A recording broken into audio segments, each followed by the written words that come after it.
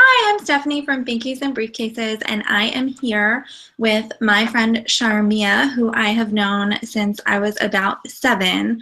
We went to school together, and I asked Charmia to join me today because I wanted to open up some dialogue about race and everything that's been going on in our country.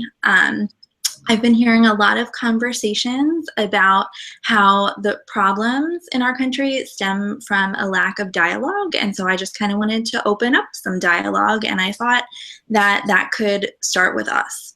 So I know that we have a lot in common because we're the same age, we went to the same school, we're both moms now, and we had a similar upbringing, but I also want to recognize that we had some differences. And so I thought maybe we could just use this time as a conversation to speak to some of those differences. So Charmia, do you have anything that you wanted to add? Maybe introduce yourself a little bit or anything like that? Hi, I don't know if you can see my hand. Hi, my name is Charmia. Steph and I went to Mount Carmel together for many, many years until I actually transferred schools.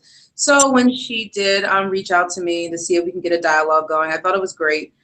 And I definitely want to be a part of it. So hopefully this can kind of bridge the gap or at least shed some light on two different perspectives so we can come to at least one mutual understanding on everything. That's what I'm hoping. Yeah, me too. So I don't know if you want to start by maybe talking about some ways that our experiences were a little bit different. I know I was doing a little bit of reflecting. I don't know, like some memories were coming up as I was thinking about what we could talk about today. And I know that like sometimes the term white privilege gets tossed around a lot. And sometimes I live in Amish country now, and sometimes the people in my community get a little bit taken aback by that because they feel like it's like an affront to them and kind of insulting. And they're like, what are they talking about? Like, I don't think that I'm privileged because I don't feel like I'm racist. And I think that people don't realize that when we talk about white privilege, we're just asking people to recognize that we walk through the world differently. And in kind of my own reflections, I was thinking back on how there was one story in particular when we were younger, and I don't even know if you remember this. You probably do, but I don't know if you realized that how eye-opening it was of an experience for me. We were invited to the same birthday party, you and I, when we were about 10, and it was at a pool. Oh my God. Yeah. Yeah, you remember this? Yeah. And I remember you saying that you weren't sure whether or not you wanted to go. And I was like, well, you know, why not? And you were like, well, they don't really like me there. And I remember not really understanding what you meant by that. And I was like, well, you know, you're 10. Like, did you get in trouble with the lifeguard once? Like, they probably won't remember that anymore. And like, just really not being able to understand what you meant by that because we were 10. And you were like, no, they just don't like Black people there. And I remember that being such a strange concept to me because I really didn't understand. Like, I really thought at that point that that was all in the past. And that didn't happen anymore because in school they always told us like this is the way it used to be, and because I wasn't thinking like that, I didn't realize that other people still experienced that until you told me that that happened to you. And so that was kind of like an eye-opening experience for me, and then kind of going to the birthday party and realizing, oh my gosh, there really aren't any Black people at this pool, and like, what is going on here, you know? And kind of having my eyes opened to that was a new experience for me. And just listening to you at 10, having to make that really adult decision and not being able to just be a 10-year-old invited and excited about going to a birthday party, but rather making that decision like, I don't know. I know that I'm going to be discriminated against if I go there, but I also know that I should probably be standing up for myself, and that's not right. And just these really adult decisions that you were weighing heavily on you at 10, and how that wasn't fair to you. Whereas the rest of us who were invited to this birthday party were just like, oh, I don't know what I'm going to get this birthday girl, and Yeah. so I would like, No, I remember that. The strange thing is that I really wanted to go. And the person who was actually having the party, they were the ones who told me, everybody's been invited, and I really wanted to invite you as well, except they really don't have Black people there. And I was like, because we had all kind of grown up together. So it was, we did everything together back then. We had summer parties, we were in school together. It was a small school, so we literally been around each other every day, and then sometimes on the weekends. And it was the first time that I felt kind of excluded. yeah. And it's the first time that I realized, like, we're not all the same. Like, I'm the different one here. Because I remember she was like, this place that we're having it at, like, they basically, if we invited a Black person and they let you swim, they would probably have to drain the pool afterwards. Gosh. So, and it stuck with me, like, all these, I never forgot it. And I never knew that, like, I had actually told you or spoke to someone about it. I didn't remember. I just remember that experience where, like, I can't play with them. And it was the first time, because, we didn't do a lot of, like, Black history. It was kind of something that they kind of glazed over with, like, Martin Luther King. And it was like, oh, it was this thing that happened, but now we're better and everything's changed now, and now we're in harmony and we're doing everything together. Look, Charmia is here and blah, blah, blah. But then that was when I realized, like, no, it's not all harmony. It's not all great. And this is what it is. And it followed me up until now. Till now, I still tell people that story. Yeah. Yeah, it really stuck with me too, because same thing. We're not that old. This was in probably the late 90s that this happened. We're, in our very early 30s. And so we're millennials. So this is still happening today, which I think some people don't realize that, these things are still happening in our society. And we grew up in Baltimore. Right. And, that's in a lot of ways in a fairly integrated area, even though, we were going to a private school, and, our neighborhood sometimes was a little bit more not as integrated as some other areas. It was more integrated than most kind of suburban areas can be.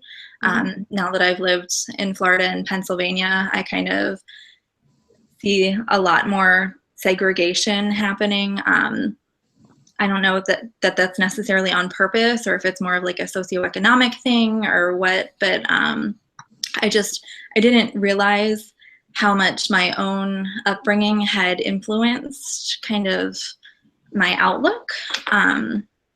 Whereas now that I'm around a predominantly white neighborhood, I see a lot of like people who don't mean to have racist tendencies at all, but there's a lot of just like racist adjacent statements that are coming out of their mouths, and I don't think that they realize it at all, which is like, and I don't mean to like apologize for that. Like sometimes I just kind of want to be like face palming for these people who I'm like, are you serious? Like, do you not hear what's coming out of your mouth right now? I don't know. Kind of crazy. But I don't know. Do you have any other experiences like that have followed you that like this would be a good time to share about that? Or well, a lot. I learned a lot in middle school, just growing up. I guess it really didn't affect me as much. I was really lackadaisical about the whole thing. Even the pool incident, it was just like one of those things that happened. Hearing like the Black jokes at the lunch table, it was just one of those things because I'm like, oh, it's not me. And that's the one thing that you always hear. Oh, we're not talking to you. I mean, you're cool. We mean like the other, Black people. Well, that's me. So a lot of that followed me. I ended up going to like a different private school where it wasn't much better when I was in the ninth grade. And I went to like Evangelical Christian Academy. I don't even think it exists anymore. But it was a lot of stuff there where they'd be like, oh, you people are always doing this, which is kind of, really derisive, but people don't get the concept of you can't just be like, you people. You can't lump a group of people together and kind of prejudge them or judge them based on that. So I got a lot of that growing up. I think that's why I made a decision to, when I did go to college, that I did want to go to an HBCU because I wanted to be exposed to kind of like my roots. I wanted to be around people like me because I hadn't been around people like me and I was always feeling uncomfortable. So I wanted to feel some comfort and I wanted to feel like I belonged and not that I was kind of excluded, from things. So I think that, going through all of that when we were going to private school and having that happen and then, growing up with that on my mind and then, having people follow you in the store and, having people prejudge you based on like your complexion or based on like your name. I think that really, it just gave me a fire to kind of get to know me and get to know like, just like culture and, people and not lumping people together because when it happened to me, I didn't like it.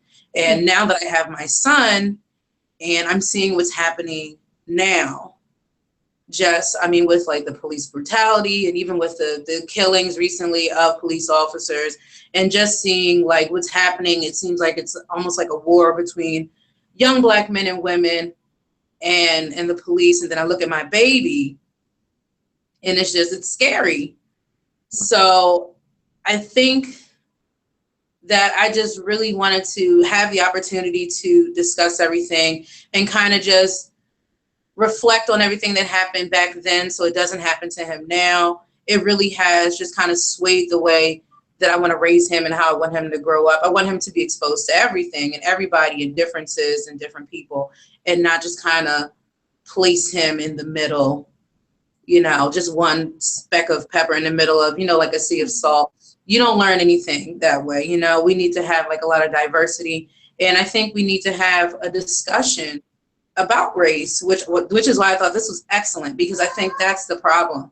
If you're not going to discuss racism, if you're not going to discuss, white privilege, if you're not going to have that dialogue, then nothing's going to get accomplished because basically it's just being swept under the rug or it's being said, oh, that was so long ago, let it go. Okay. Okay, let's get these crackers open. Yeah. Okay, here you go, baby.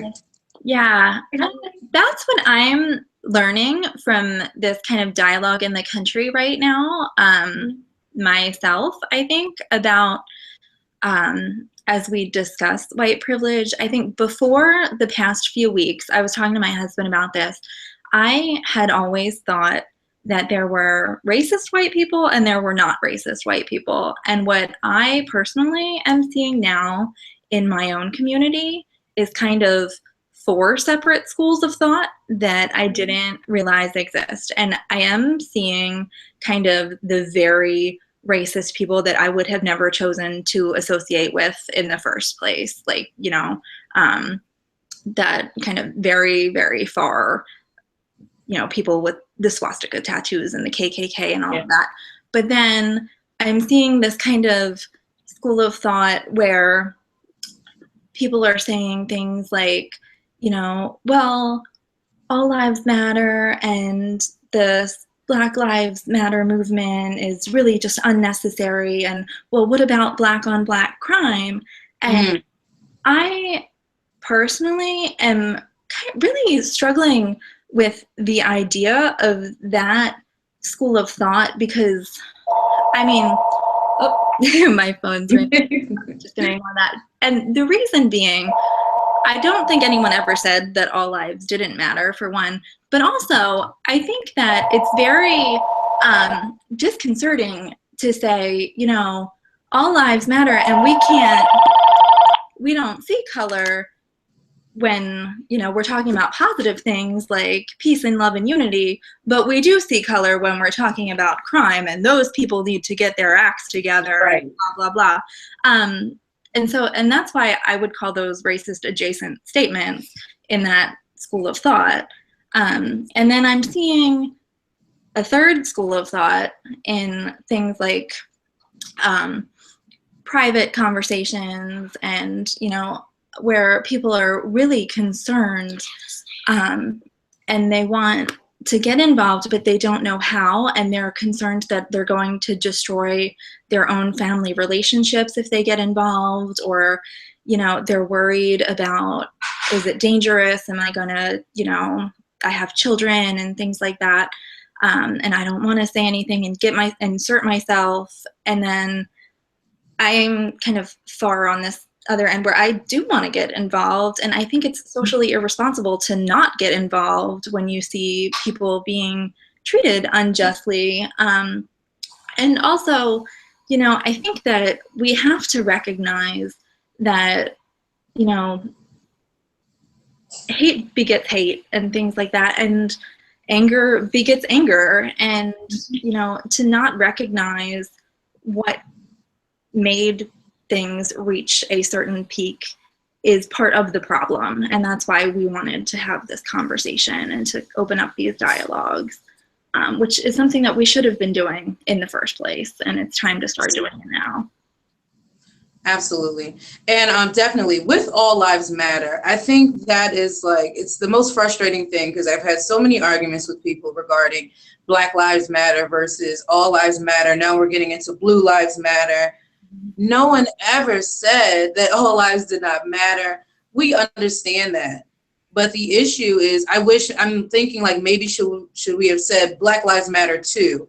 Or we also matter, like, because that's the issue that's coming into play when you're saturated, when the media is saturating you with just these images of Black men being killed, and nothing is being done about it day in and day out, where you're seeing a man being held down and then shot 5 times in the chest and dying on camera, and someone literally victim blames and says, well, what was he doing? Or he shouldn't have been doing this, or he shouldn't have been doing that. It's appalling. And I know it can be scary to kind of speak out about things like that, because you don't know how your friends or your associates are going to take it. And I understand that. For a long time, I didn't want to share anything like that. I didn't want to offend anybody. But I think it's more offensive not to say anything and to let it keep passing you by when you know it's wrong. And if anybody is offended by the fact that you're literally screaming out, my life matters too, then maybe you shouldn't be associating with them. Or these people matter too, then maybe, you know, we should let them go. Because if you do believe in all lives matter, then you should be standing up and yelling at the top of your throat, we need to stop this. Because it's terrible. It's terrible when you have to see like children and parents and wives and girlfriends grieving over and over and over. It's the same scenario over and over and over, and there's no justice. So, I mean, I get the anger, I get the frustration, I get the sadness, and it's kind of like a helpless feeling, because it's like, what do we do? Nobody's listening. And I think that's why, like, I'm so happy to see so many people starting to speak out about it now, because it's so necessary.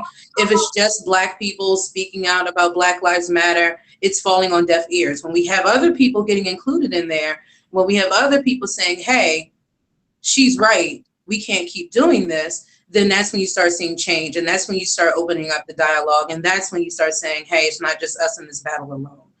And to bring in Black on Black crime when discussing Black Lives Matter, it's kind of insulting, because it's almost like, well, they're doing it to each other, so why wouldn't somebody else kill them? It's just completely crazy to me that anybody would even bring that up. Everybody, I mean, Black on Black crime is no more prevalent than white on white crime, or like, you know, brown on brown crime. But it gets boosted in the media so much, as if they're saying, well, look at them, you know, they're killing each other, so is it a wonder that anyone else is killing them too? It's absolutely disrespectful, and it's terrible. And it's something, yes, that does need to be handled, but let's take it one thing at a time. Because I think the main issue with black on black crime is the same reason why we're having like all these crimes in reference to police brutality and just these black men and women being killed. I think it's just placing a lack of value on the lives of people of color. And since Yeah. they're seeing that happen out there, like on screen, then they're taking it home and they're putting it on each other. And I think that we need to stop putting band-aids on bullet wounds and start, having the legislation to really punch people who are basically doing what I would describe as like modern day lynchings. And if it was wrong then, it's wrong now. And it shouldn't be justified, and we shouldn't be victim blaming and victim shaming. It's almost like the hoodie thing. Like they're wearing hoodies, they're thugs. It's almost like speaking to a woman and saying, well, she's wearing that short mini skirt, so of course, what did you expect to happen to her? So you shouldn't be victim blaming in any regard, whether it's with race or sexuality or, it's absolutely crazy to me that these people are being killed and then they're just digging up dirt on them and actually finding a reason why they deserve to be killed when we don't do that with anyone else. No, I agree completely. And I think also it's strange to me that a lot of times we're willing to completely ignore the socioeconomic implications of a lot. Go back to the room, okay? No. I know you're coughing. You okay? You okay? Can you be quiet if you stand here? He's so cute. Okay. Sorry. There's a journalist named Natalie Hopkinson who she wrote actually a piece called The Myth of Black on Black Violence. And she talks about that, about just the socioeconomic issues that are behind the whole black on black, the crime, and how it's a socioeconomic thing, because the violence is really in poor neighborhoods, and the reasoning behind it is because it's disenfranchised people on disenfranchised people, not necessarily just black people on black people. And you're not going to find that when you go into wealthy neighborhoods. You're going to find that when you're in places where people are disadvantaged. And a lot of times the disadvantaged places happen to have a lot of minorities in them. And so there's a quote from her article that says, language like black on black violence effectively smacks a racial label on problems that are socioeconomic. And I agree with that wholeheartedly. I think we really need to take a look at that. And I saw that a lot when I was a public school teacher. I've worked in 4 different public schools in 3 different states. And 2 of the schools that I worked at were in urban environments, and 2 of them were in very affluent areas. And I saw that a lot. I saw just the tremendous differences between the advantages that my students had in the affluent areas and the disadvantages that my students had in the urban areas, just in terms of the resources that we had and the curriculum and the way that the kids felt about themselves and the way that they felt about the opportunities that they were going to have. And, it's really heartbreaking when you think about it. And, that is going to follow them for the rest of their lives. But, I was in a school once where our goal for the year was to raise $100,000 to put a shade cover on our playground, because we were in Florida, and it gets hot in Florida, and we wanted the kids to have shade so we could be able to go use the playground. And the PTA was able to do that. They raised about $100,000, put a shade cover on the playground. They did it through things like a golf fundraiser and all of that. And I was in a school, the next school where I worked, where we literally did not have paper. I had to buy my own paper for my classroom. And it was just so unbelievably different. The PTA had 1 parent member, and The other school, we had, the box tops. We were one of the top schools in the country for box top money. And in the other school, we didn't have any box top money because the parents couldn't afford to be buying $4 boxes of cereal. And that's the ones that come with the box tops on them are, the brand named groceries. And, Right. it's just kind of this huge economic disparity that people don't think about, these things that lead to other opportunities. And the active PTA was applying for grants. We had a science lab in the wealthy school because the PTA applied for grants. We got that. They were super involved in that. We didn't have that at my urban school. The library wasn't even particularly well stocked, and it was just like these huge disparities. And as a teacher, it was very difficult when you don't have the resources. I'm buying my own paper, I'm buying my own pencils, the books aren't particularly like great. And on one hand, I'm teaching kids who are getting, now my kids at that first school were in a gifted program, but at the first school, my students' test scores were in the 98th percentile on standardized tests. And in the urban school, they were in the 40th percentile on standardized testing. And that wasn't their fault. I was the same teacher and I had more experience and I had more training by that point in my career, but we didn't have the resources and they had more real world stressors. They had hunger and poverty and, all of these things complicating their school experience. And that's stressful for them.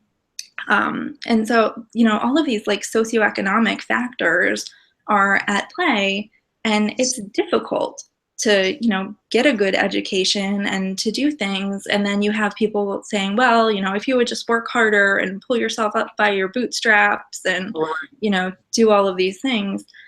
I actually I have Black friends who went to Harvard. I have Black friends who went to Yale. I have a Black friend who went to Princeton, and they're all still telling me that these are things they experience on a regular basis. Like, it's not that, you're not going to experience racism if you work real hard and get a good education. They can't take their skin color off when they go to the grocery store. I don't know. Exactly. I think the crazy thing is that, people think, oh, well, if you get the education and if you pull up your pants and you dress right, these things aren't going to happen to you. But if you come in contact with someone who's judging you based on race alone, they don't see your degrees. They don't see your pants are pulled up and you're wearing a belt. That's not what's going to fix the issue. If you go back to like several years ago, before people were, quote unquote sagging, and before, the music got out of control and they was talking about violence, you saw men and women, Black or white, who were wearing the nice dresses, who were very well kept, who had on the suits and the ties, and they were carrying their books. They were fighting to get an education, and they were marching to get an education no matter where it was. And they were still being, racially profiled. They were still being, attacked and brutalized. So it has nothing to do with, what's going on as far as like appearance. It has nothing to do with the education that you have. It all has to do with people's mindsets and the conceptions that they have about people of color. It seems like in like less well-to-do neighborhoods, education is kind of thrown out the window. It's like they don't want to put the money into educating a group of people that they don't think are going to progress anyway. Yeah. And I think that's what's so disheartening. Just the test scores alone, 98th percentile versus being in like the 40th percentile, is because they haven't been, I don't think education is just being put out there as like a necessity anymore. I think they're kind of like, well, oh, well, what are they going to do anyway? And I think that's the sad part. I have friends who are teachers who are out there and they're actually, buying paper and buying pencils and getting books and bringing in things for their students because the school just simply can't afford it, or they don't have it, or they've gone without it for so long. And it's terrible. It's terrible that, some people are getting a better education than others. And we're talking about kids. And that's what we want to invest in, because one day, you know, we're leaving this world to our children, and what are we showing them if we're investing more into one group of children and not enough into the other? We're creating disparities, we're creating anger, we're creating confusion, and it's not fair. And I think that, you know, for me, for the world that we're living in now, I don't care about what happens to me. I'm really just concerned what happens with my child. I don't want my child to grow up, you know, in a world where he feels like he's not entitled to the education that everybody deserves. And I think that if people just focus more so on what we're handing to our children, then maybe they'd have a little bit more regard for the way that they treat other people, and the way that they treat themselves, and the way that they speak, and the way that they act, and what they put out there. Because you don't want, you know, your child to grow up in hate. I don't know anyone who doesn't love their child. I love my child. I know you love your children. I don't know anyone who wants to leave them in a world riddled with hate. And I don't know anyone who would be happy to see someone lose their child over like a technicality like clothing, or, you know, attitude, or the way that they spoke. I think it's absolutely crazy. So it's just, I wish the conversation that we're having, I wish that, you know, maybe in the government they would have that conversation, or maybe like a school that doesn't have the paper and is struggling to provide those resources. If they could have it with, you know, a school that's kind of fluid and is doing well, so they can kind of share and go back and forth with that. Because I think every child is entitled to a great education. Every child is entitled to have a future where they can actually build something. And I think it's absolutely crazy that there's a school without paper. I can't even wrap my mind around that. I know it is crazy. I think it's insane, and it's hard to, you know, be in the position where you know, as a teacher, that you've been trained and you want to be able to help the kids, and, you know, you have the skills to be able to help the kids, but you don't have the resources to be able to help the kids. And it's just kind of mind-boggling, that, and many times, you know, just the funding is just not available. And a lot of times that I know that, you know, the way sometimes it's because of just like where the funding comes from, and if it's coming from property taxes or whatever, but that, you know, they're kids and they don't have anything to do with that. Right. And, you know, it's like a trickle down effect, because it's hard to become a doctor if in the second grade you didn't learn how to do your basic math facts. So I don't know. I don't know what the answers are, but I know that there are problems that we need to talk about, and that a lot of times there are socioeconomic problems, and I don't really understand why a lot of times people are ignoring that fact, and kind of putting it out there as a race issue, when a lot of times I really don't think it is a race issue. I think it's more of a socioeconomic issue, in terms of those kinds of problems with the education and things. And a lot of times that will lead to things like crime, and even, you know, gang involvement and things like that for any race. You know, when you're in that situation and you feel disenfranchised, it's not hard to understand why, you know, when you feel so disenfranchised, you would feel the need to protect yourself.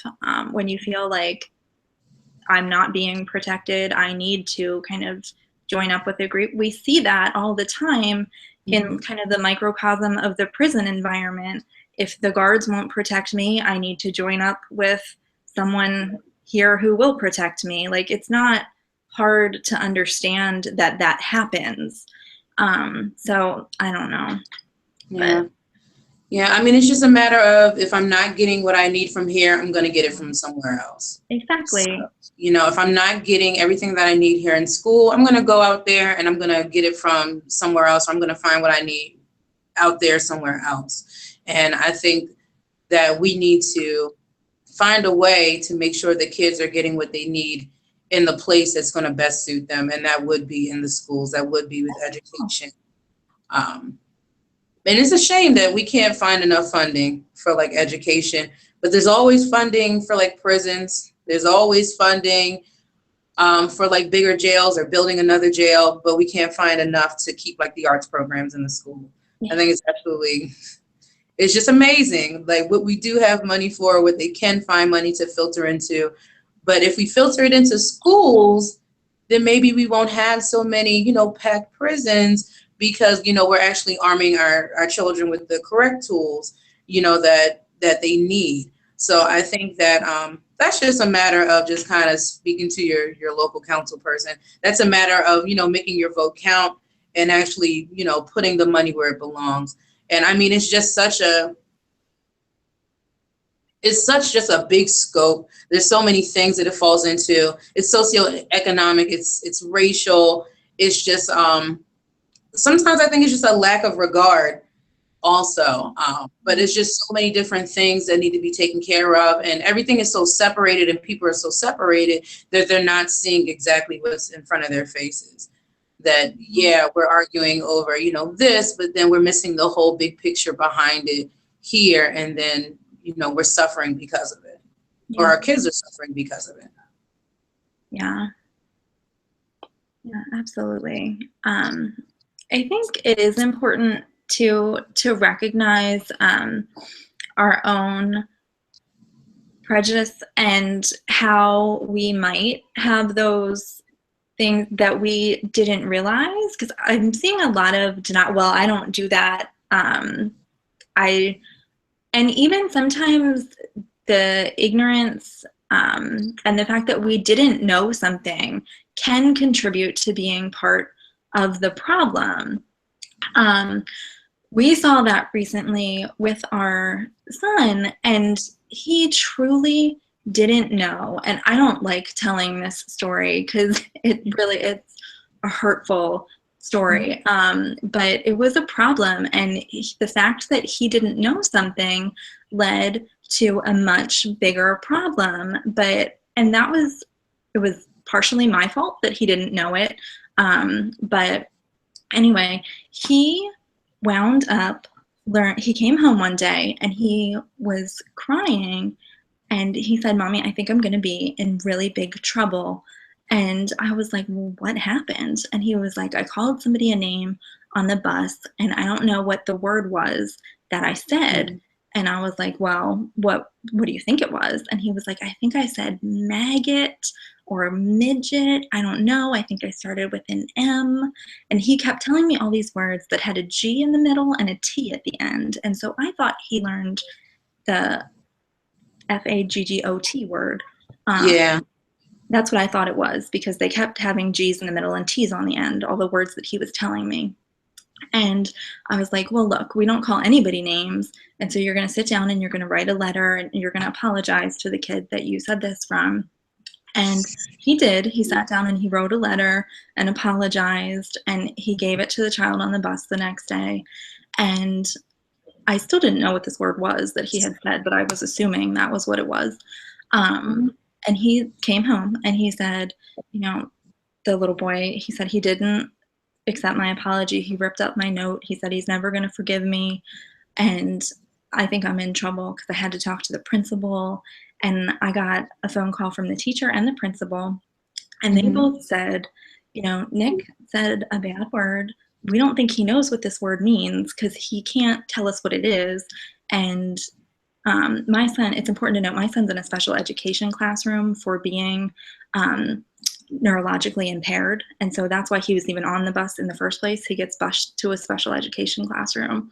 And so his IQ is such that he wouldn't really know what he was doing in this situation in the first place. And so he really didn't know what he was doing. And I just kept thinking, at this point, I thought that's what the word was, but I was like, all right. And then he came home that day and he said, I remember what the word was. And it turned out that it was the N word that he had learned on the bus. And I was like, all right, well, you know, that's a bad word. We don't say it. He had never heard it before. He didn't know what it was. And we explained, we don't use that word. It's a very bad word, all of this. But then the next day, he wound up getting beat up on the bus because he said that word. And the other little boys were really upset about it. And it wound up kind of escalating further into that situation where now the little boys who beat him up were in trouble because that had turned into a violent situation and you can't beat up other kids in school and all of this stuff. And I just remember thinking, my first thought was, well, no wonder, because he did this, and like kind of his ignorance in that situation incited that violence, but he didn't know that. And is it on me that he didn't know that because I didn't teach him that word, or should, you know because I tried to keep it out of my house. Like, I don't know what the right thing to do was in that situation, because we tried to keep that word away from our kids, but because we kept it away from them, they didn't know. But it's not like you want to give kids this whole list of cuss words and be like, never say these words, because then that's Right. the first thing they're going to do. Exactly. So I really don't know what the right thing was to do in that situation, but that is what happened. So it was just a whole gigantic situation that happened, and it was terrible and bad. And we were like, I couldn't believe that that happened to my kid, but it did, because he learned it from other kids on the bus. And just the fact that that's still happening is insane to me. But I don't know. Yeah, I'll be honest with you. I also, it's not like I'm going down like a whole list of, things that you shouldn't say and sharing them with Elijah. I would be so happy if I never had to explain, the concept and what's behind the N word to him. But I know I have to. I think more so, I mean, what do you do in that situation besides tell Nick, and how old is Nick? He's 9. 9. Wow. It's I mean, what do you do? He's in an environment with other kids. I can think back to when I was 9 and I was probably hearing a whole bunch of stuff I shouldn't have been hearing, and we were in private school. So I mean, you want to shield your kids from that, but as great as you're raising your kids and is how is accepting that you're making your kids. There's another parent out there who's doing the complete opposite, and it's unfortunate because Nick got caught in the middle of that. I mean, I would be more so concerned with what child he heard that from, so we can go and confront them and nip that in the bud. Maybe we need to pull that child into the office and see why they think it's okay to kind of throw that around on the bus. It's terrible that he got into like a physical altercation based on that, but it's just the way that people are handling it now. And I think that probably directly came from, their parents, because everyone is such an all-time high right now with like just where they're always saying, America's a melting pot, and now that pot is just completely boiling over. So you take your anger and you put it into your kids. I can't say that if Elijah came home and he told me that somebody called him the N-word, that I wouldn't say go back to school and, show them up. I'd probably more so go up there myself and have a complete meltdown, because, you hurt for your kids when you find out that they've been called this terrible thing and you see what it's done to them. It kind of chips away at them. And I'm sure Nick didn't mean any harm. It's just terrible that, we're raising our kids in a world where you're doing everything that you need to be doing and you're doing everything that you think is right. And then somebody else is out there doing, just passing on what they've heard that's been passed on to their parents, that's been passed on to their grandparents. And they're just filtering hate down. And it's like a bomb. It just explodes and it attaches onto other people. But I know one thing, I guarantee you that it probably won't happen again, because now that he knows just, the pain behind that word, I'm sure it won't be a word that he uses again. I think it's just a conversation that you can't have with them until it actually becomes, an issue. Because there's no way in the world that I would just sit down and put down all the disgusting racial, words that are out there and just go over with Elijah. That's not going to happen. I know it's just going to be a matter of him coming home and him hearing something that was terrible. And then I have to have that conversation to him. And it's always a painful situation. Yeah. I know. I mean, it happened to me where, not that I was directly called like the N word, but it happened to me where, um, right in our neighborhood where we live, where these two kids were constantly. I mean, it was just disgusting. And I had to come home and tell my mom about it. And then that's when she was like, "Well, there are gonna be people," and then that's how it become. That's how it began. So I mean, it's terrible that like that is now kind of like a milestone. Yeah. Race talk is a milestone now. And I mean, it's a conversation that we need to have, but it's hard having that conversation with a child, because it's like, do they understand? Are they getting it? It's hard. Yeah. But it's better for it to come from you than for it to come from somebody else who, kind of putting things into them. Yeah. I don't know what this was doing. She's a mess.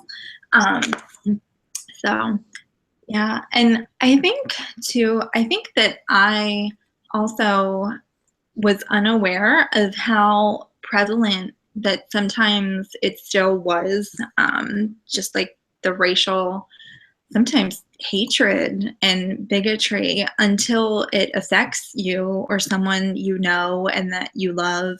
Because a lot of times, I think that the white community, just because we're not personally affected so much, we don't realize how often those things happen, because people don't tell us a lot of times.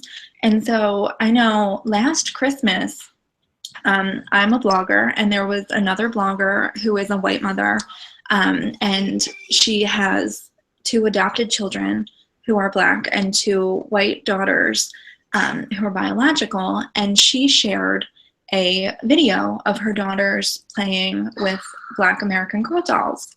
And just because she did that, just because she shared this video of her daughters playing with these Black American Girl dolls on Twitter, she was just attacked by these white supremacy groups with slurs I didn't even know existed until this happened to her.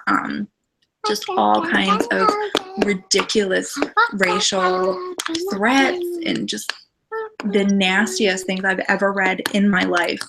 Like the New York, I believe it was the New York, I can't remember if it was the New York Times or the Washington Post, wrote a story about it, and they couldn't print the things that they had written to her because they were so bad. And I was like, I didn't realize that.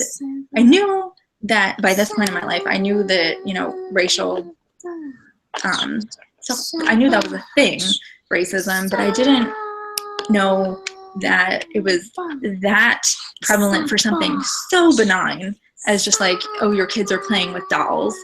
I was just like, that was mind-boggling to me. Mom, like, you're gonna go with us later, honey. But I just didn't have any concept that that was happening until it affected someone who was in my position, and I was like, oh, really? And I think that's a great example of what white privilege is just like, I had no idea that that was happening until it happened to someone like me. It was just kind of this, like, I was completely oblivious to that. I really didn't know at all. Yeah. And I think that's a big part of white privilege. I think when people say white privilege, I know some white people get offended because they feel like, what do you mean privilege? What are you trying to say? Like we got all the breaks. I had a hard life too, or I went through this too, and I'm not doing this. And it's so not that. It's so just not even knowing, not being exposed, not being confronted by just these racial issues that you kind of you're not even aware of until it's right there in your face. Whereas, with Black people, it's been in your face since you were born. Like, it's been in your face since you were a child. It's been in your face, every time you leave out of your house, it's right there. But I think that's a big part of white privilege. You have no idea that this is going on. You think that it's over, because I've seen a lot of people literally say racism is over. There is no racism going on. These people are just crying out. These people are just making a mountain out of a molehill, or, they're not accepting responsibility for what they're doing. it's very real. You can turn on your TV and you can see that it's very real, and it's the feeling that you get. I feel so sorry for her because I can't even imagine like just getting hit in the face with something like that in such a big way, and it involves her children. Yeah. That she chose to adopt and raise, and she's trying to set the best example for her daughters, and she was basically persecuted for it. And that's pretty much what she was doing is what you should be doing. It's just unfortunate that we have to learn those lessons in such a harsh, terrible way to kind of let you know, like this is still the world we live in. Nothing has actually been fixed. Yeah. Yeah. I mean, it's scary. Yeah. It's scary, and it's very frustrating. I think I find myself being more so frustrated than I am angry. Yeah. Because it's like there's this big fire going on, and I see the flames, and everybody else is like, what fire? Yeah. Exactly. That's how I feel about racism. That's how I feel about like these latest police brutality things. And for me, yes, it's black men being killed by the police, but it's also, I mean, there are white people who are being killed by the police. There are Latinos who are being killed by the police. At one point, we have to just kind of say it's police brutality, and we need to, of course, not all officers are bad. Of course, there are good officers. I used to actually work as a dispatcher, and I met some really nice, really great officers, really sweet. And then I met some really terrible, I mean, you could just see it on them, just downright racist. And I mean, it really, it's a matter of nobody should have to lose their lives at the hands of someone who was sworn to protect them. And nobody should be attacked for trying to, teach their children to be accepting of, not even just, your brothers, these two members of your family who we brought into our family we love, but of other people who look like your brother or who don't look like your brother. It's just disgusting. Mm-hmm. It's disgusting. And the fact that people act like that it doesn't exist, it's mind-boggling, and it's frustrating. And I think that's what we're running into now. It's a lot of frustration there's no place to put that anger, and it's just exploding everywhere. Yeah.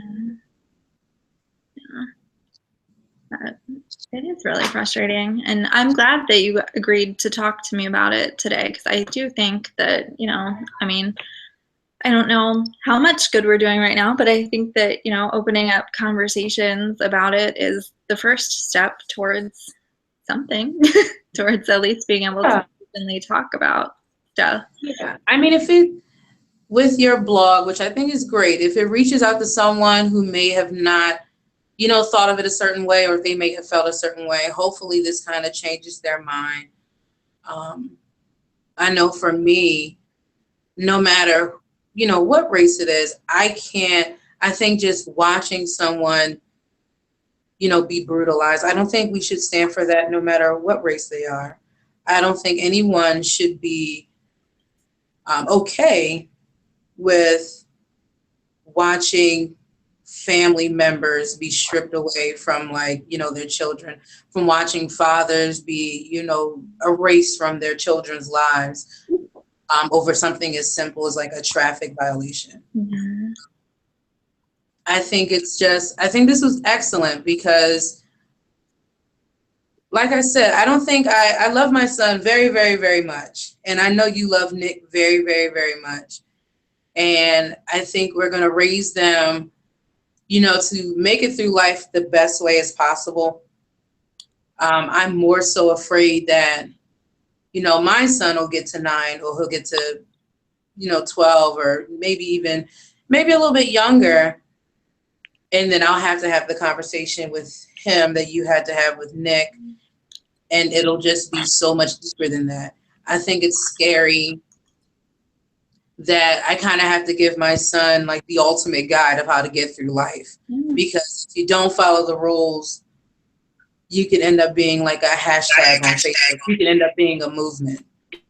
And I think that's why this conversation is definitely necessary. Because at the end of the day, we love our kids and we love our families, and we shouldn't be okay with anyone um, just being taken away. No fault of their own. No fault of their own. I think that's the best part of this. That's why I really wanted to have this conversation. I usually don't do this, especially like early, and I have my kid running around. But I think that, you know, from a mom to a mom, from a friend to a friend, it's conversations that even if you don't want to have it on like a grand platform, you should have within your home. Yeah. You know, that's what's right and what's wrong and what we shouldn't be condoning. Yeah, absolutely. I agree. Well, anyway, is there anything else that you wanted to talk about at all today, or any other stories that you wanted to share? I'm trying to think back over, I know, my own experiences, and there have definitely been times, I think, in my own life where I've just been witness to racism, and I do try to stand up for it when I encounter it. And other than that, it's always, I don't know, like, what else to do. Like, I'll tell you the story of once when I was about 16, I was working as a cashier in a greeting card store at the mall, and the other employee who was working there with me was also 16, and she was Black, and we were the only employees working there together, and we were alone in the store except for the occasional customer who would come in. It wasn't particularly busy, and I went to take my break. And I noticed, and she was a good friend of mine at the time. We'd been working together for a few months. I went to take my break to go buy my dinner at the food court, and I went to get my purse from where we kept it behind the counter, and I noticed that my purse was feeling really light, and it turned out that my wallet had been stolen while we were on our shift. And I was upset, and I was like, you know, somebody stole my wallet. And she was like, oh my gosh. And she was really upset too. Like, we were both distraught, because that meant that a bad person had come in while we were there and had stolen my wallet from me. And now this bad person like knew where my family lived because they had my driver's license. And, you know, we were 16. We didn't know what to do. We were like, we have to call the manager, or we're going to get in trouble. Like, that means that this person was behind the counter. And so the manager came, and she made me call to get a ride because I couldn't drive anywhere. I didn't have my license. I couldn't drive myself home. And the person that I called to come pick me up was like, well, who was working with you? And were they Black? And I was like, are you kidding me? Like, Yeah. She didn't do it. Like, she's my friend, and I know her character, and she didn't do it. And it later turned out that she didn't do it. There had been a thief going around to various stores in the mall and doing this to a lot of stores in the mall, where there was like two people, and they would come in, and one person would ask for help, and then their like partner would go behind the counter and take the employee's stuff. But I was just like, really? Are you kidding me? Like, that's the first thing that comes out of your mouth right now? Yeah. Like, Yeah. You know what's the scariest thing about that is probably her biggest fear in that moment was that you would assume that she had taken it. Because she had probably already ran through that concept in her head that you might jump to the conclusion, or someone there, the manager, might accuse her of stealing it. Because it's just terrible that is the label that's put on people. And, you know, it's just absolutely crazy, because I've seen people who say, well, all Black people are like this, or all Black people steal, all Black people are violent, blah, blah, blah. But no one has ever met all Black people. Mm-hmm. I mean, it's the craziest thing. It's like when we were younger, when we went to Mount Carmel, there was a girl named Jasmine. And I did not like Jasmine. Jasmine didn't like me. she's mean. I never forget that. Later on, like my nephew, he used to get picked on by a girl named Jasmine who actually lived in the neighborhood that we lived in there. So for a long time, I didn't trust anyone named Jasmine, which is completely crazy. Because how can you make a judgment based on two encounters that you've had with two people? You can't make a rational, judgment based on all Jasmines in the world just based on two bad interactions.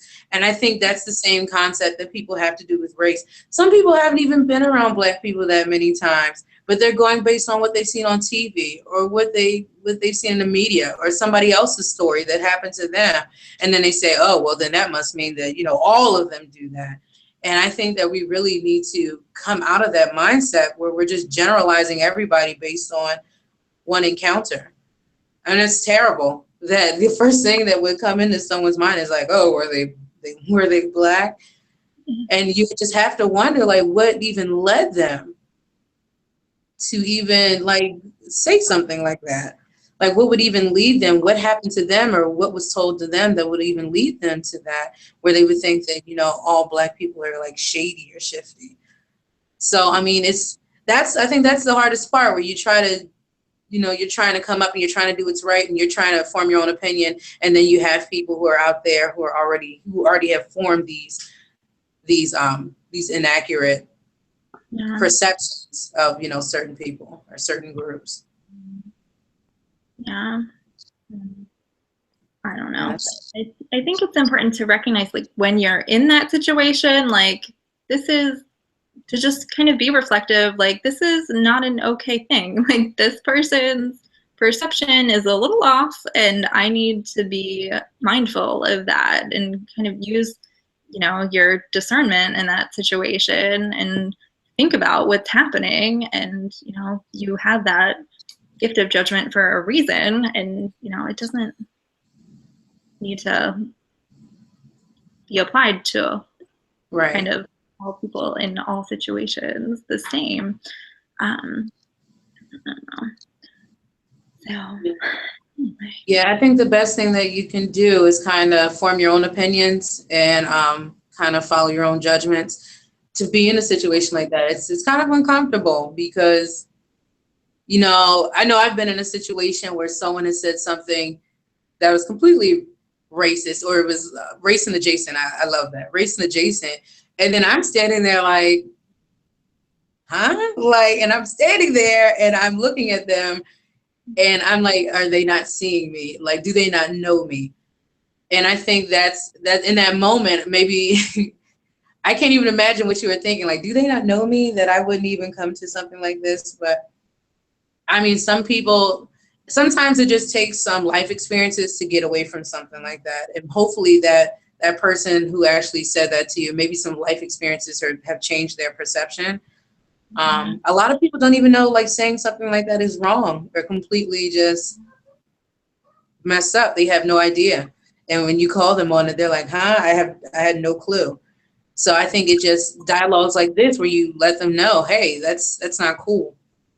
Yeah. And and somebody who knows that you love them and they know that, you're friends and you pull them up on something like that, they should be open to, understanding why that's wrong. If they just kind of fly off the handle and they're just like, whatever, this is me and this is how it is, that's when I say that we need to kind of discard those people. But yeah, I mean, it starts with a conversation. It starts with you pointing it out. And I know it's not easy to kind of call somebody out on something that's, kind of heinous, but that's the only way they're going to learn. It definitely starts with a conversation, just letting them know, what you just said is wrong, and kind of keeping an ear out for it, not being like, on like the race police where you're out there like, hey, what are you saying? But kind of just keeping an ear out for it and then, addressing it, just to let them know that that's not true. Or, I mean, if you've ever met like one Black person that you are like, good to see, that you're friends with, then you should automatically know that not every Black person is stealing or not every Black person is bad. And I'm quite sure that people have met more than one, great Black person. Just like, I mean, it works in reverse, because I know a lot of people who are, and I can't even say that I'm not excluded from it with everything going on. Just the way they grow up, and you start looking at white people like, are they racist? Like that's how I am now. And I feel like sometimes I'm so far removed from like Mount Carmel. Forget the fact that it was like, God, eons ago. I just feel like I'm so far removed from there, just based on everything that's happened and based on what's going on now, that now I'm wary. Like the kind of, like the wool has been moved away from my eyes, where now I'm kind of looking around and I'm like, I don't know. I mean, I've had to unfriend so many people that we kind of grew up with based on stuff that they've posted that I was kind of shocked about. And it made me like, I really felt sad about it. Yeah. But it's like, what do you do? Like it's kind of beneath the surface sometimes. So now I'm very wary. So I can understand where it can go both ways, where you kind of make assumptions based on certain things. But I mean, that doesn't make it right. So No. I think that's what we kind of have to, like, we have to kind of dispel these assumptions, and we have to do better as far as having that dialogue and kind of addressing these things that should be done and should not be done.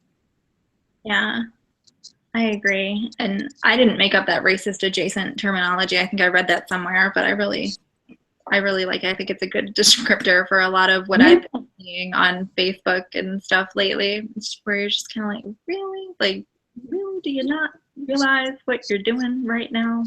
Yeah. But I don't know. But yeah, because I do feel like a lot of times people just kind of don't realize that they're participating in kind of furthering the divide by some of the stuff they're putting out there. And I think sometimes people think that they're trying to educate, but they're really contributing to the problem when they're like, hey, look at these FBI statistics and look at these, and, I've never met a Black person who didn't realize that things like very simple things like, hey, crime is a bad thing. Like, that's not a hard concept. And I don't think that any rational person is waiting for us to come along and say like, oh, wow, I didn't realize that until you came along and told me that. Now we can all get our heads together. Like,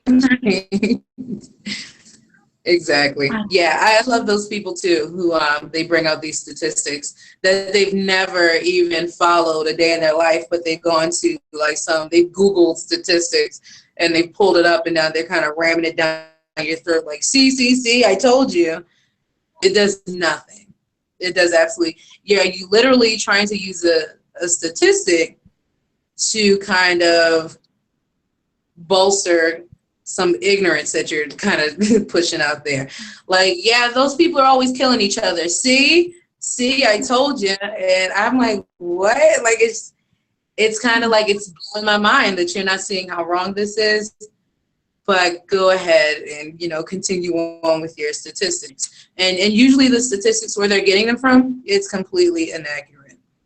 So it's not like anyone's saying that, crime isn't happening or that it's not bad, but it's kind of like you're almost trying to shift the focus to something else when we really need to be focusing on this thing right here.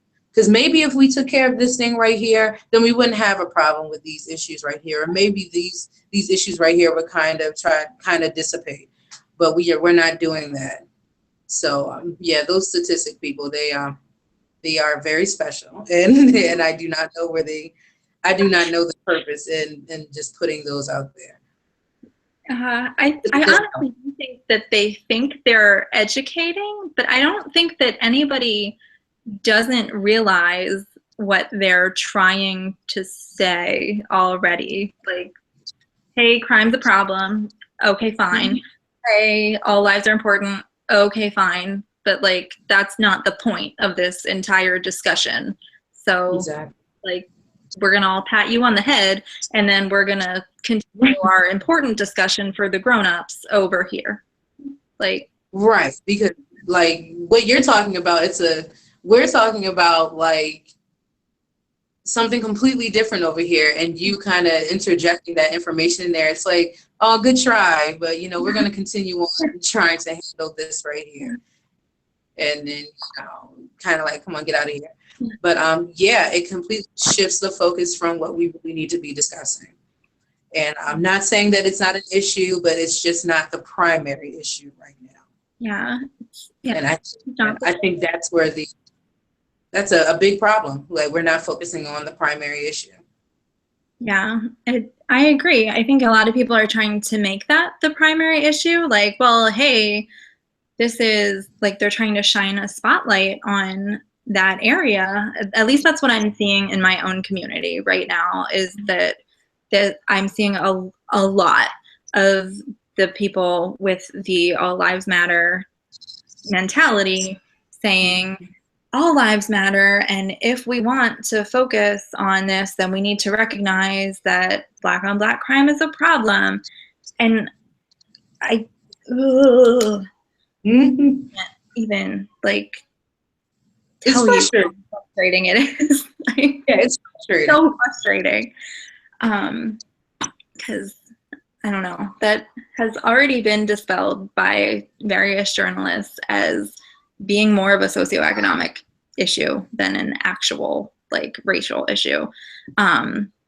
Again, as we already talked about earlier, but also it's just very frustrating. But also, I don't understand why, and I guess there's like a history behind it from back in the 70s when, you know, people wanted to talk about how the races were treated differently. And that actually has a history talking about how police treated people in different cities differently than they did. Because I was also reading that there was a journalist named Warren Saunders who wrote a thing called, or who wrote for the Chicago Daily Defender. And he spoke to a criminal and asked him why he was like targeting Black victims. And he said in his interview, it was somebody who went by the name Fast Willie, and he said that he was targeting them because well, first of all, they were just the people around him in his neighborhood, but also he knew that they wouldn't get the same kind of police attention that white victims would get. And so that was concerning to me when I read that. And again, that's a socioeconomic problem, and there's a racial overlap there too, from back in the 70s when they talked about this being a problem. But anyway, yeah. I had a point. When I started this. What was it? Now I went off on a tangent. I forgot what I was going to say when I started this whole discussion. But anyway, yeah, I might think of it later. But anyway, yeah. Go ahead. Was there something that you wanted to add? I think it goes so far back. Just like the treatment.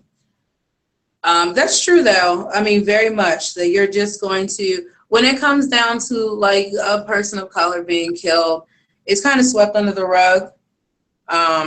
Or it's kind of, and I think it's because the media is so saturated with just showing just Black on Black crime. I know here in Baltimore, it's so, I mean, as far as the news, it's like, why even watch it anymore? I mean, between just these Freddie Gray trials and then just between them, just every day, it's like, oh, we're on murder number 355 today. And it just, all of it just seems like it's just black, black, black, black, black, and it goes nowhere. No one's brought to justice as far as like the Freddie Gray trials. And then the one thing that I can say is that the issue that I think a lot of people who are involved in like the Black Lives Matter movement and people who are just looking for justice, when it does come to Black on Black crime, when a Black person does kill a Black person, that person is immediately apprehended. They're taken to trial and they go to jail. When it seems like it's these things that's going on currently in the news, there's no retribution. There's no trial. Well, there's a trial, but there's no conviction. And that's very disheartening. I can see why, Fast Willie would say, yeah, I did this because no one's really going to investigate that. And that has proven to be true way before the 70s. I mean, back into the 20s and 30s, even when like freedom riders were going down to like Mississippi and then they were just turning up dead and nobody was looking for them. Like law enforcement wasn't doing anything in reference to that. And then the FBI gets involved and then maybe you get some answers. It seems like it's been like that forever. And that's not a justice system that I think anyone should be proud of. Mm-hmm. We're paying more attention or we're doing more for one group and we're not doing anything or little to nothing for another group.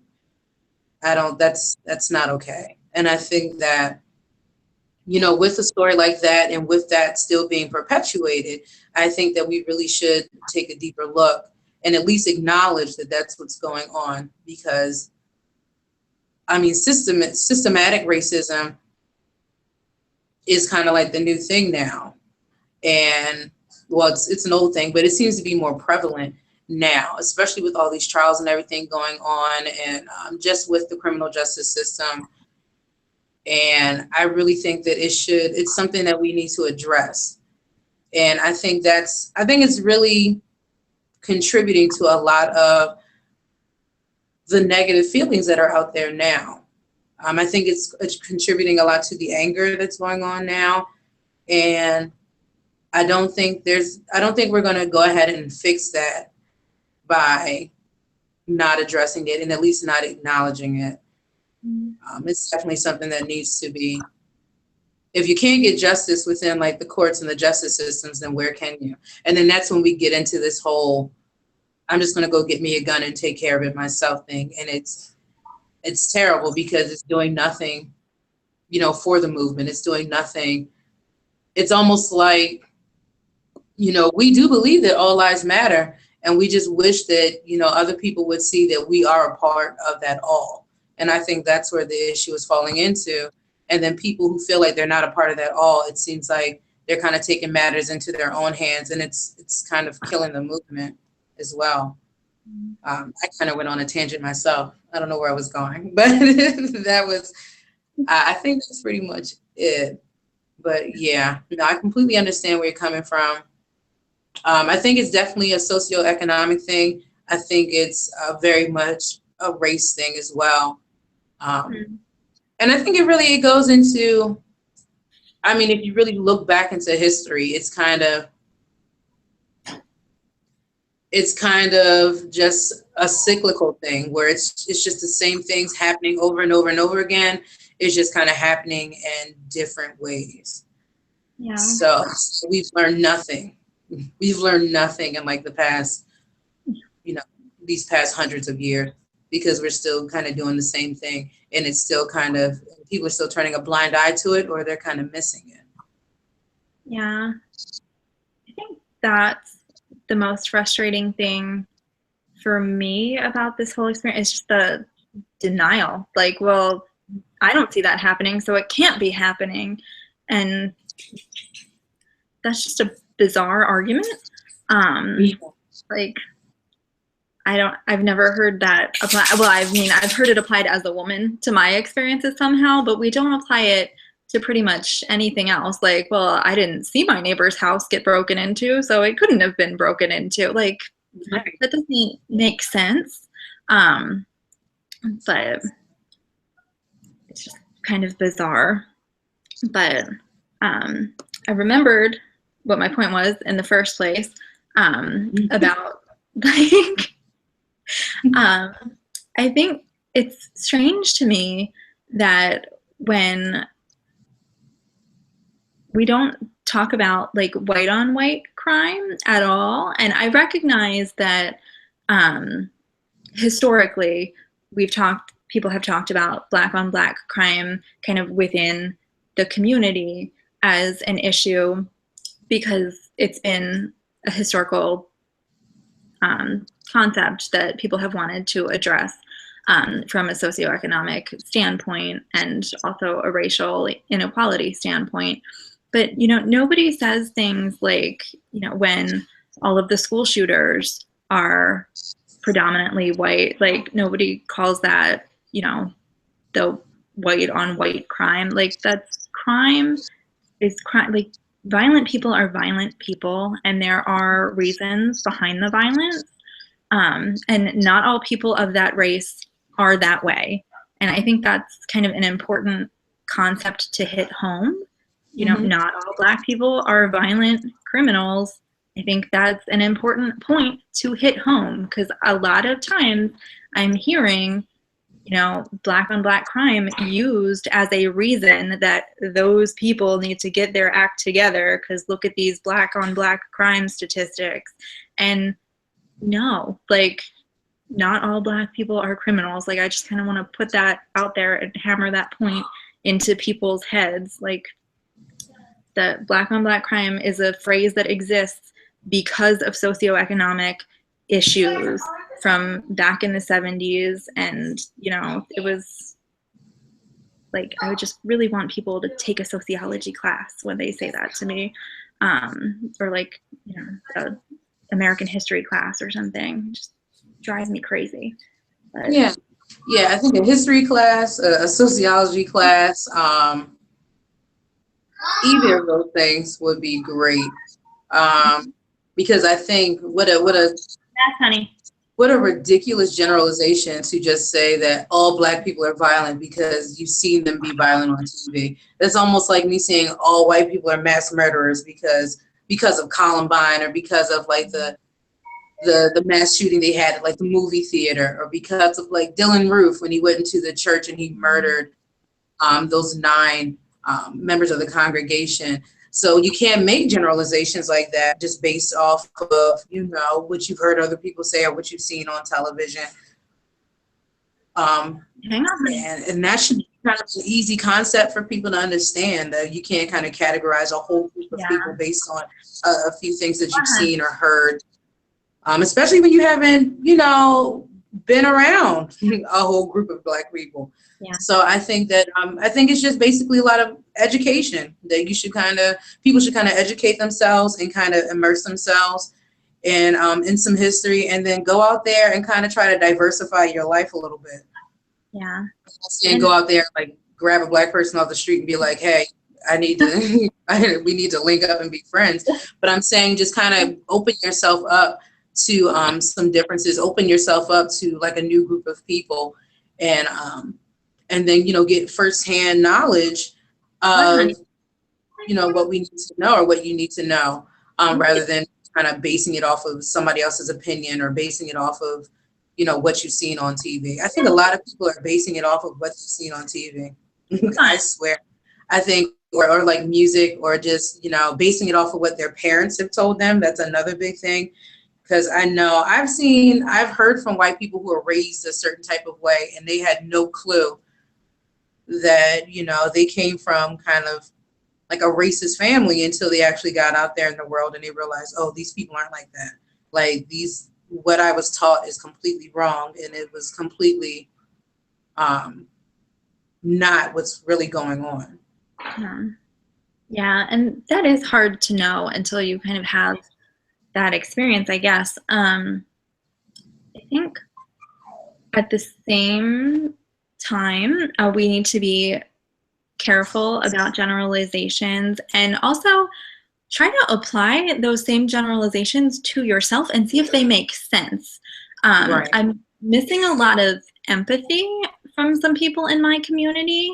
I've heard the argument several times in the past few weeks, like, well, racism doesn't exist anymore because we have a black president and there's a lot of black football players and like, and I'm thinking like, okay, if you were complaining about, or like if you felt like something unfair happened to you, like out in your neighborhood, and somebody said to you, well, that couldn't have happened to you because Mark Zuckerberg is rich. Like, that does not make sense.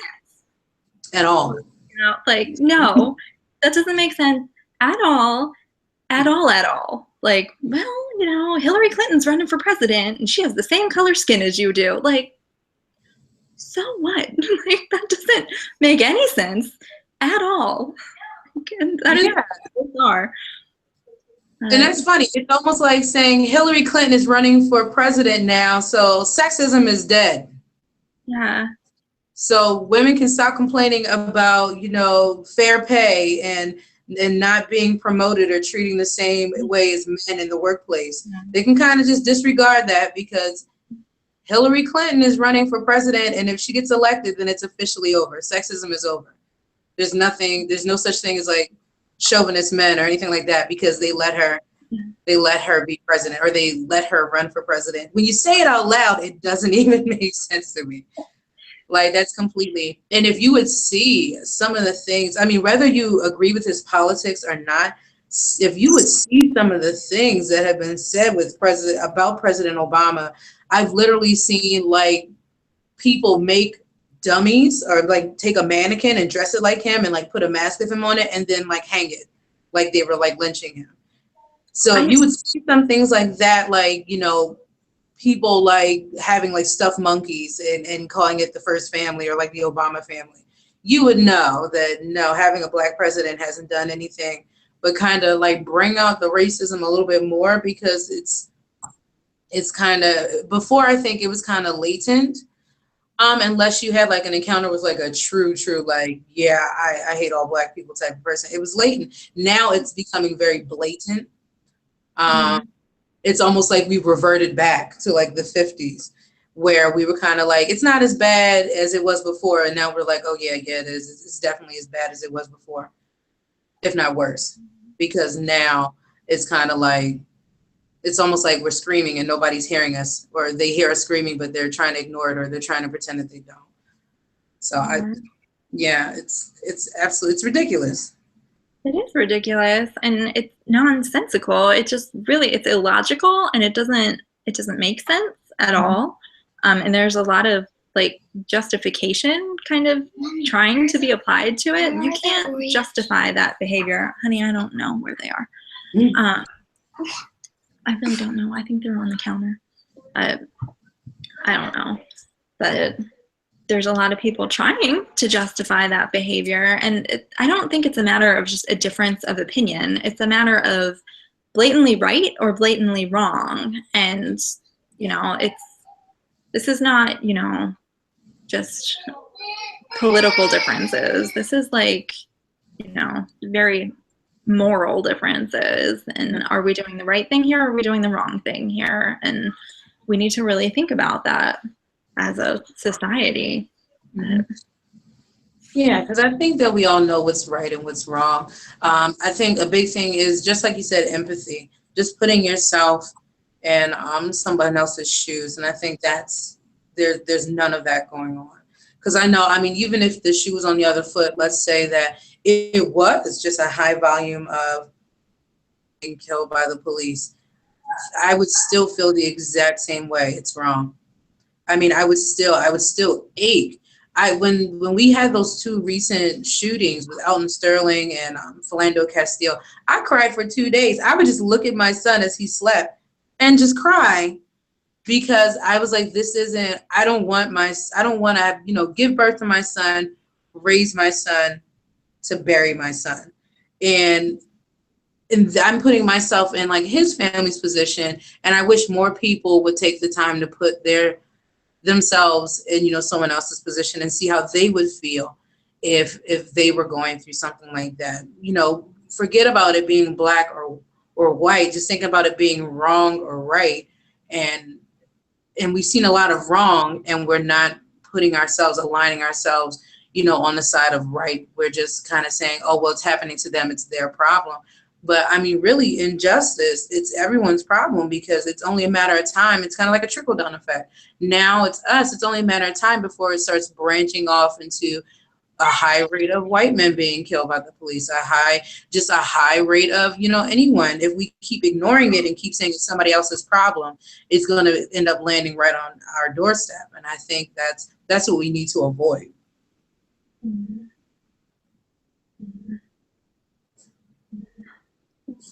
It's just a hard situation to kind of be in this time as a society. And it's hard to kind of walk that balance because, like you said before, we know that there are great police officers, and a lot of us have police officers in our family. And like you said, you've worked as a 911 dispatcher, that there are wonderful and loving police officers. And in any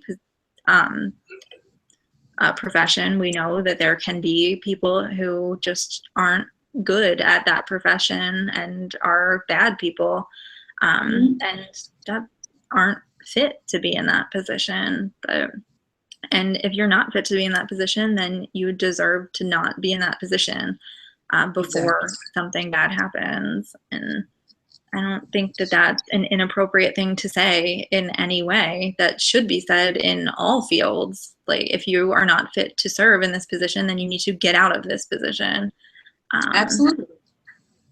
Absolutely. I mean, if there was a doctor who was out here and for some reason all of his Black patients were they were just dying, but he was able to save like all of the white patients with no problem, we'd be looking at that doctor a little strangely. If there was a firefighter who, he would run into a building to pull, a white family out, but then if it was like a Black family, he was kind of like, oh, well, we would be looking at them a little strangely. So we're just asking, the good cops to kind of call it out. Just like, at your job, if you were at your job, and even if you were like a cashier and you knew one of the cashiers, you were in there busting your butt, and this one is barely doing customer service, maybe occasionally they're slipping an extra 10 out of the till, well, that's a problem. And you should kind of be angry. You shouldn't want to be aligned with this person. You shouldn't want to have people making judgments about you based on the behavior of this person that is not doing their job right. And that's any job. So I mean, that's just cut it down to any job. That's any job. You shouldn't be okay with someone kind of dropping the ball and you carrying, the ultimate load. Yeah. Yeah. And especially those of us, who are in positions of authority need to be held to a higher standard. Mm-hmm. And that's good for society to hold those people to higher standards, ultimately. Absolutely. Yeah. And that's why they're there, because, they decided that they wanted to be held to a higher standard. They took an oath to kind of, to protect and serve. And what a job. It's a job that I wouldn't sign up for. So I applaud anyone who does sign up for it. But now that you have that job, you have to do that job. And you have to do it to the best of your ability. And if your ability isn't allowing you to kind of, perform your duties, then maybe it's time to kind of look into something else. And I mean, that's all anybody's saying. I mean, that's all it is. That's all it comes down to. It's kind of cut and dry, just like that. Yeah. But for some reason, it's just turning into such a melee with just people just being so insulted. When you say that to them, it doesn't make sense to me, because at any job you don't want to be lumped in with the kind of, one bad apple's full in the bunch, and you don't want to be spoiled just because of that one bad apple or those two bad apples. Yeah, I agree. And I think that your cashier analogy is a great one, because a lot of people are saying, well, we don't know what happened, and and it doesn't really matter what happened. You still can't do that. You can't just kill a person. And if we're going to say that all lives matter, then you can't do that. So I think that kind of doesn't make sense to. It doesn't. You really can't say all lives matter, but then kind of be like, except for them. And I think that's what's happening. Like, all lives matter, except sometimes with those people over there. Sometimes they don't matter. So, and that's what kind of, that's the big hole in the whole all lives matter, if you want to call it a movement, because it's kind of a hand over the mouth of people screaming out saying, my life matters too. Like, we're out here dying, my life matters too. And then someone saying, shh, all lives matter. Like, what are you talking about? But you're not paying attention to like what's happening to my life. So how do all lives matter? So, I mean, it's just, I think it starts with dialogue, and I think it starts with a lot of empathy. I think there's a big lack of empathy. And I think if people did practice more empathy, then there would be a better understanding. And then maybe some things would get done, and maybe that conversation wouldn't be so difficult. Yeah, I agree. And I really appreciate you being willing to sit down and have this conversation with me today. You know, like sometimes these kind of conversations get a little awkward. You're like, you know, what can I share? And, you know, is somebody going to hear this the wrong way? And what are people going to say after they hear us talk about this? And, you know, I really appreciate you reaching out to me, because it's definitely a conversation that I wanted to have. And I feel like it's a conversation that I've been having every day, or at least trying to be vocal about every day. So I think it's good just to have this dialogue going back and forth, because maybe then it'll kind of inspire somebody else to have this dialogue back and forth. And that's, even if it's like a little bit of progress, it's definitely progress. Awesome. So we're trying to make it start with us. That's what my mom said. I was talking to her. I was like, I'm really upset about just like everything that's going on. And she was like, well, what are you going to do about it? It's what she always asks me when, you know, I'm upset about just kind of the state of the world. And I think that's really important for us to all ask ourselves. I'll tell you one more story before we kind of sign off here. My mom said that when she was in graduate school back in the 80s, she read an article, I think she said it was in Women's Day, about that had been written by a Black woman about how her husband had been driving home at night and he had seen a white woman on the side of the road with a flat tire, and how he had wanted to help her, but he was afraid to stop because he didn't want to scare her. And this woman was like, you know, what is wrong with kind of the state of our world when my husband's afraid to help someone because he's afraid of the reaction? And my mom, because she was in graduate school, kind of wanted to explore that notion further and explore people's preconceived notions about Black women. And she went to her professor and she got approval to do more research.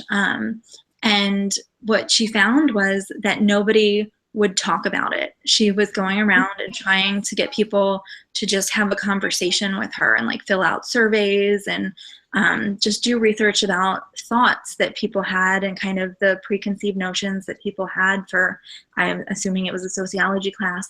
And she couldn't do it because nobody would even talk about it. So I think it's really important that we're just having just conversations now and opening up these dialogues, because that's the only way that we're going to even recognize what the problem actually is when we start to talk about it. Absolutely. And I think people don't want to talk about it because it's uncomfortable, but I think there comes a time where you have to get uncomfortable. You have to kind of come out of your comfort zone and discuss these things, because they absolutely need to be discussed. Yeah, I agree. So anyway, we're trying and we're here and we did it. So hopefully some other people will be inspired to have their own conversations too. And thanks to everybody who listened to us. And Thanks for joining me, Charmia. No problem. Thank you. Hi. Bye-bye.